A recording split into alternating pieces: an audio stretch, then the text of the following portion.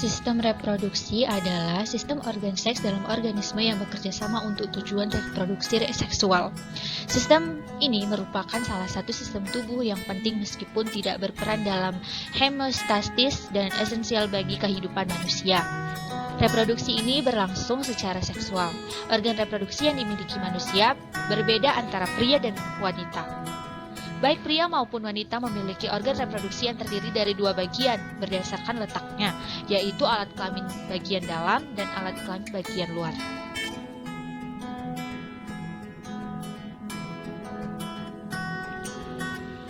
Yang pertama, organ bagian luar pria. Ada skrotum, yaitu kantung yang membungkus testis dan berfungsi dalam mengatur suhu spermatozoa. Yang kedua, ada penis, yaitu bagian yang menggantung di depan skrotum, berfungsi untuk memasukkan spermatozoa ke dalam vagina. Yang ketiga, ada preputium, yaitu bagian yang berkeluk pada batang penis, berfungsi dalam melindungi ujung penis. Organ reproduksi bagian dalam pria.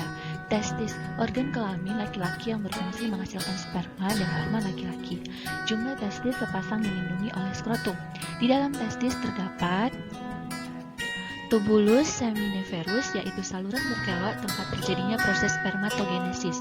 Yang kedua ada sel Leydig, yaitu untuk menghasilkan hormon laki-laki. Dan yang ketiga ada sel Sertoli, berfungsi memberi nutrisi sel sperma. Saluran reproduksi pria terdiri dari epididymis, yaitu saluran halus yang berfungsi sebagai tempat penyimpan sperma dan proses pematangan sel sperma.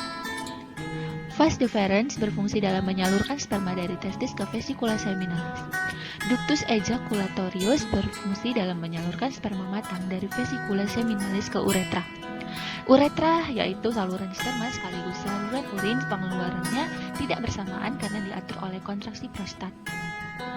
Kelenjar tambahan pada reproduksi pria, yaitu ada vesika seminalis, berfungsi menampung semen sperma yang mengandung fruktosa, asam amino, dan asam ascorbat.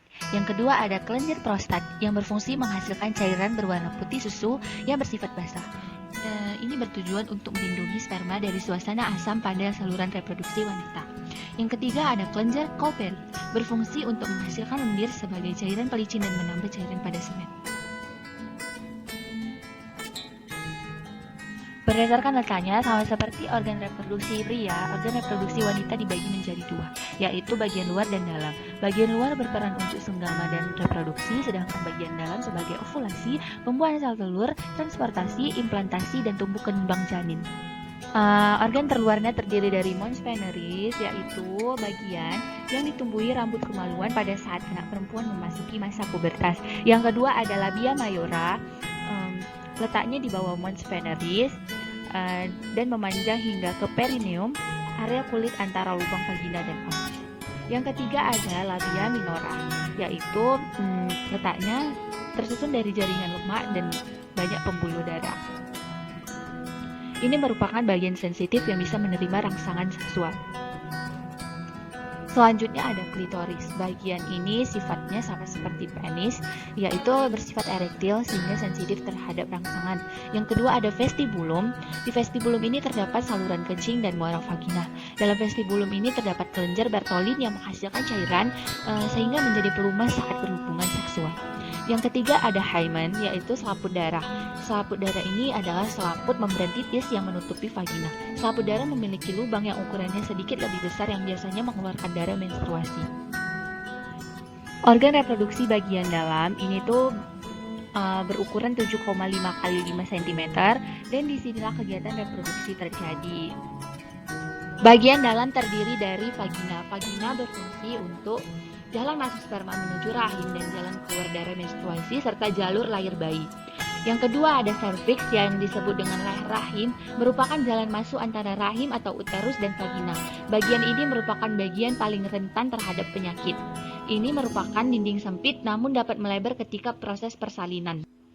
Kemudian ada uterus. Uterus merupakan ruang untuk janin tumbuh dan tersusun dari lapisan otot yang memiliki sifat elastis sehingga bisa membesar sesuai dengan perkembangan janin.